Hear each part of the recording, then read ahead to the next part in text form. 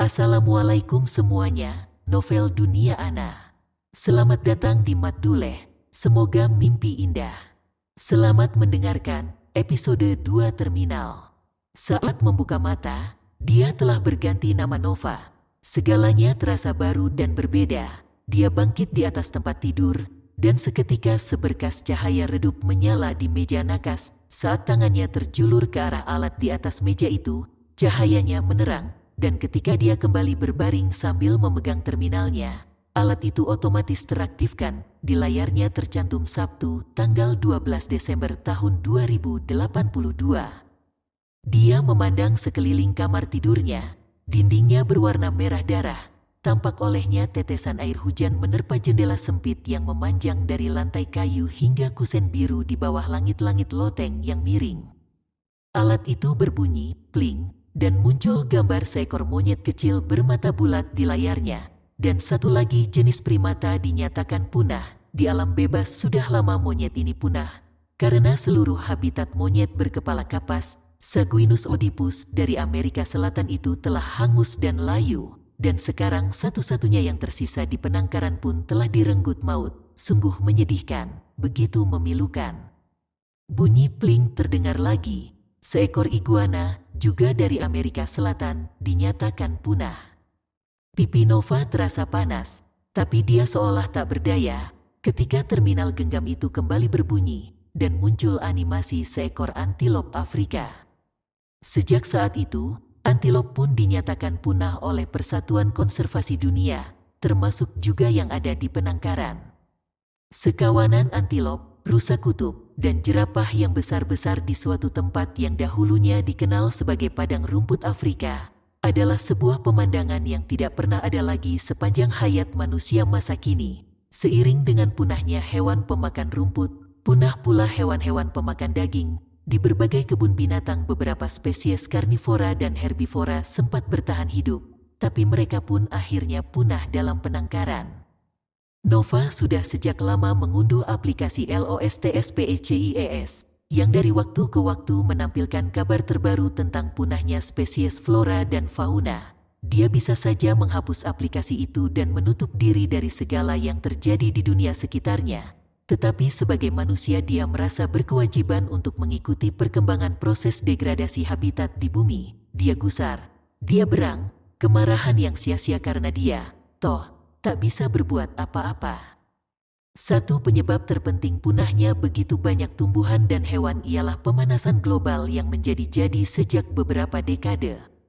Pada 100 tahun lalu, bumi ini masih begitu memesona. Namun, dalam abad ini bumi telah kehilangan pesonanya. Dunia kini telah begitu berubah. Bertahun-tahun lalu, manusia telah berhenti membuang gas CO2 ke atmosfer. Tapi gas yang telah dilepaskan mustahil ditarik kembali. Planet ini telah melampaui ambang batasnya. Saat ini, pemanasan global telah terlepas dari kendali manusia. Proses alamiah bumi kini berjalan dengan logikanya sendiri. Jari Nova menggesek layar sentuh, menyalakan aplikasi EarthCam. Nova juga menyalakan layar lebar di langit-langit di atas kasur. Perangkat genggam itu kini berfungsi sebagai remote control layar lebar tersebut. Dia bergeser sedikit ke atas di tempat tidur dan menatap penuh perhatian pada gambar planet yang dihuninya. Bagaimana cuaca di kutub utara? Dilihatnya gambar laut Arktik yang biru berkilau dan cahaya kebiruan pun memenuhi ruangan. Tak tersisa sedikit pun es di kutub, dan hari ini hampir tidak berangin sama sekali. Hanya goyangan riak-riak di laut yang menandakan ini siaran langsung, dan tampak sekilas wadah tempat kamera diletakkan. Sudah beberapa dasawarsa berlalu sejak beruang kutub terakhir ditemukan di alam bebas, tetapi masih ada beberapa ekor di penangkaran. Dan bagaimana kondisi di kawasan Samudra Pasifik atau di Samudra Hindia? Sebagian besar pulau karangnya telah tenggelam, seluruh negara di atasnya telah hanyut. Hanya tiang-tiang penanda di laut yang menunjukkan tempat bekas daratan. Di beberapa tiang ada tanda yang menunjukkan nama daerahnya, Kepulauan Maldives, Kiribati, Tuvalu. Di sana sini Nova melihat gedung-gedung berwarna gading 1-2 meter di bawah permukaan laut yang sebening kristal, sisa-sisa kuil, masjid dan gereja, peradaban yang tenggelam, surga eksotik dari masa lalu. Dan di padang Siberia, di sana panasnya meletup-letup. dia memilih beberapa kamera dari wilayah yang pernah dikunjunginya, menatap lekat-lekat layar video tipis di langit-langit itu hingga seakan bisa merasakan gas metana yang merembes dari lumpur dan rawa-rawa, dan suhu di sana pun terus meningkat. Nova menyentuh layar terminal kecil itu dan muncullah sejumlah gambar satelit terkini yang menyajikan kondisi bumi termutakhir. Bola dunia tampak berputar perlahan. Tidakkah benua-benua itu sedikit menyusut ketimbang beberapa tahun lalu? Tidakkah laut telah menenggelamkan lagi kota-kota tepi pantai di bumi ini? Lapisan es di Greenland dan Antartika jelas-jelas menyusut ketimbang tahun lalu. Bagaimana dengan daerah tempat tinggalnya sendiri? Nova menemukan kamera yang ditempatkan di dataran tinggi Hardanger. Walaupun sudah menjelang akhir tahun, daun-daun masih tampak melekat di pohon-pohon birech. Di atas pohon-pohon beterbangan burung-burung camar dan gagak. Dia memperbesar gambar semak-semak dan hutan. Di sana terlihat seekor tikus hutan muncul dari sela-sela batang pohon birech putih. Lalu datanglah seekor rubah yang memangsanya. Masih ada yang tersisa di alam bebas, tapi itu hanya sekelumit dari keanekaragaman masa lalu, sekadar remah-remah dari sajian hidangan kerajaan alam. Baguslah ada yang masih tersisa, tapi baginya itu tidak cukup. Dia merasa berhak hidup di alam yang sempurna seperti sedia kala. Tidak boleh ada lubang-lubang seperti keju Swiss. Nova memutuskan untuk terus menonton berbagai video dan gambar dari awal abad ini sepanjang hari. Sebentar saja sudah dipasangnya sebuah filter. Dia memasang tanggal 12 Desember tahun 2012 sebagai batas filter. Dan filter itu dibuatnya berlaku ketat.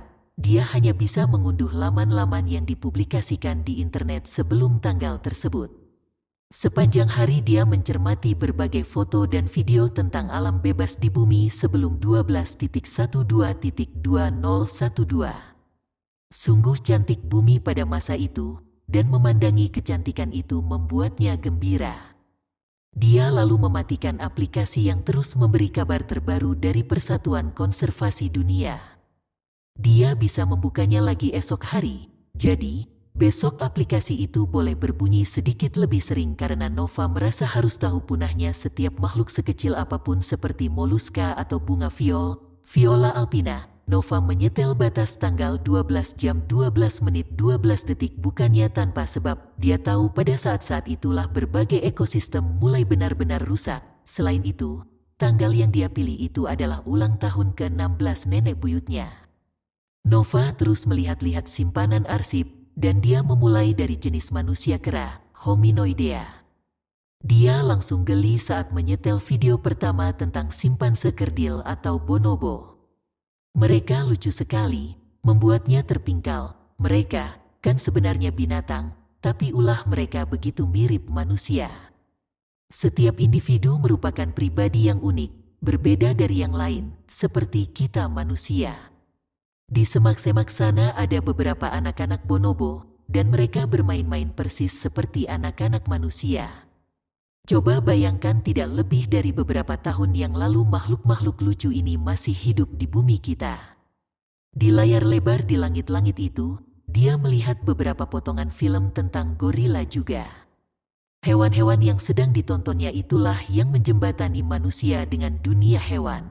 Di antara mereka ada yang tampak sedih. Seakan sudah mengetahui akan datangnya kepunahan mereka, sekarang mereka telah tiada, dan tak akan pernah kembali. Dia menonton juga beberapa video orang utan berambut merah, dari Kalimantan dan Sumatera Hups, dan dia pun menyaksikan proses kelahiran seekor orang utan. Bayi orang utan itu tampak begitu sehat dan penuh daya hidup, tetapi mungkin saja ia adalah salah satu dari generasi orang utan terakhir yang lahir alami di hutan. Nenek buyut Nova hidup pada saat yang sama dengan berbagai rekaman video ini, karena memang pada saat itulah rekaman tersebut dibuat, sejak saat itu tertimbun di arsip. Ola, nama panggilan nenek buyutnya itu, pernah bertemu dan berbicara dengan orang-orang yang pernah bersafari di Afrika serta menyaksikan rumpun manusia kera itu dengan mata kepala sendiri. Di alam bebas, hal yang tidak akan pernah terjadi lagi. Manusia tidak akan pernah menyaksikan lagi simpanse dan gorila yang hidup bebas di alam. Nova menontonnya dalam film. Dia terus duduk manis dan memilih-milih film tentang alam dari ribuan koleksi yang tersedia. dia memilih satu di antara film-film dari BBC yang dipandu oleh David Attenborough. Sambil ternganga, dia memandangi semua gambaran indah dari masa yang telah berlalu. Dia menonton video klip yang sungguh cantik tentang riuh rendahnya kehidupan di seputar terumbu karang. Koral-koral, moluska, kepiting, rumput laut, kura-kura dan ikan-ikan yang mewakili seluruh warna pelangi. Begitu indahnya seakan Tuhan mewarnai sendiri ikan-ikan itu satu persatu. Namun, dalam hati dia menyadari kenyataan pahit bahwa apa yang sedang disaksikannya di layar lebar itu telah pergi untuk selama-lamanya.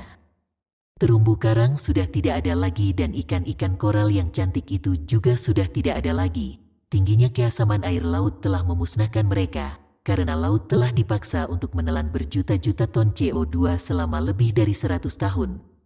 Seakan seekor setan kecil duduk di pojokan dan menyumpah-nyumpah. Nah, cukuplah sudah sekarang, jadilah api dari seluruh minyak bumi dan batu bara mencekik keanekaragaman hayati bumi.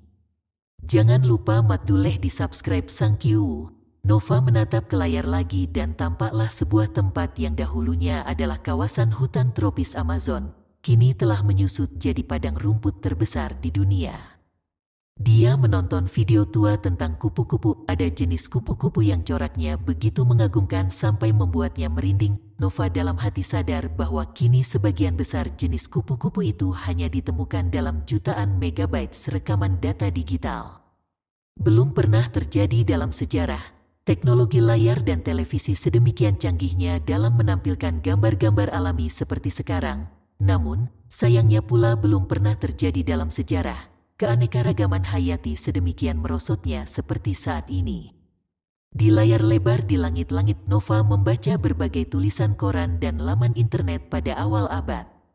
Semua tulisan yang pernah dipasang di internet pada saat itu masih tersedia hingga sekarang. Seluruh kata, gambar, dan musiknya masih tersimpan di elektrosfer, atmosfer elektronik. Dalam salah satu artikel dia menemukan, jadi, kita tidak boleh mewariskan bumi yang lebih buruk kondisinya dari saat kita huni. Dia membuka sebuah artikel lain, saya bisa membayangkan anak cucu kita dalam keputusasaan, baik karena kehilangan sumber daya alam seperti gas dan minyak maupun kehilangan keanekaragaman alam hayati. Dia menggelengkan kepala, ternyata tidak kurang-kurangnya orang telah memperingatkan. Tiba-tiba dia jadi penasaran apakah Ola telah turut menuliskan sesuatu di saat usianya yang begitu muda.